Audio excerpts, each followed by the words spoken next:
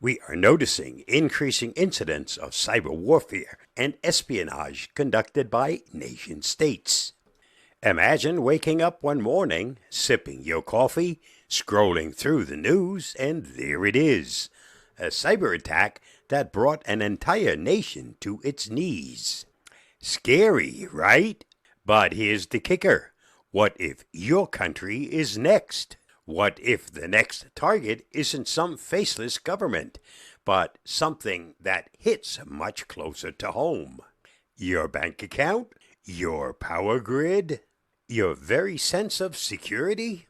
Stick around, because what I'm about to share might just be the most important thing you hear today.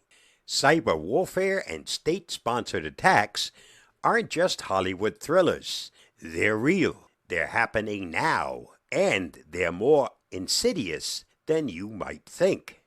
These aren't your run-of-the-mill hackers looking for a quick payday. No, these are well-funded, highly skilled operatives with one mission: to disrupt, destabilize, and dominate. The rising tide of cyber warfare. Cyber warfare isn't just another buzzword. It's the new battlefield. Nation-states are no longer just flexing their muscle with tanks and jets. They're doing it with lines of code. Whether it's espionage to steal secrets or direct attacks to cripple infrastructure, the goal is the same: power and control. Take a look at some recent attacks. The infamous Stuxnet worm that disrupted Iran's nuclear program, or the more recent SolarWinds hack that infiltrated multiple U.S. government agencies. These attacks aren't just about causing chaos. They're strategic, calculated moves to gain the upper hand. Best practices for avoidance. Now, you might be thinking, I'm not a government agency. Why should I care? But here's the thing. These attacks often start by targeting individuals and small organizations as a way in. So what can you do to avoid being the weak link? Stay updated. Keep your software and systems updated. That patch you're ignoring? It might be the difference between safety and catastrophe.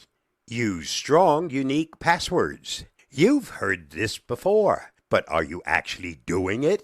Use a password manager if you must, but never reuse passwords across sites.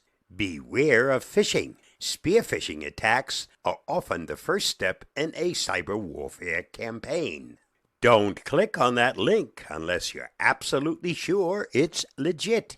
Best practices for protection. Avoiding an attack is great, but what if they're already knocking on your door? Here's how to protect yourself. Install and update security software, whether it's antivirus, anti-malware, or a robust firewall. Make sure you're protected from every angle. Enable two-factor authentication. It's an extra step, but one that can stop attackers cold. Segment your network. If one part of your system gets compromised, a segmented network can prevent the attacker from gaining full access. Best practices for recovery.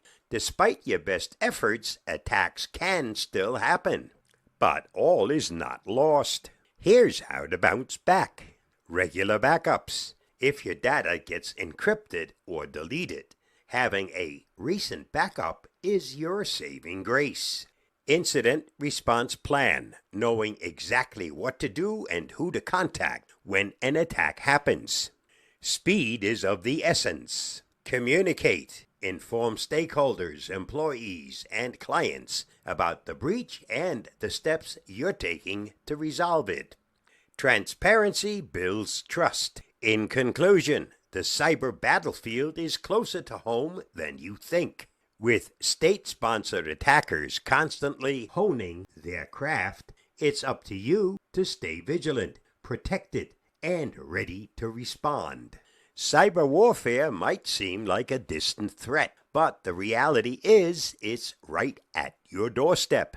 Stay sharp, safe, secure, and remember, This battle isn't fought with guns and bombs, but with your keystrokes and clicks.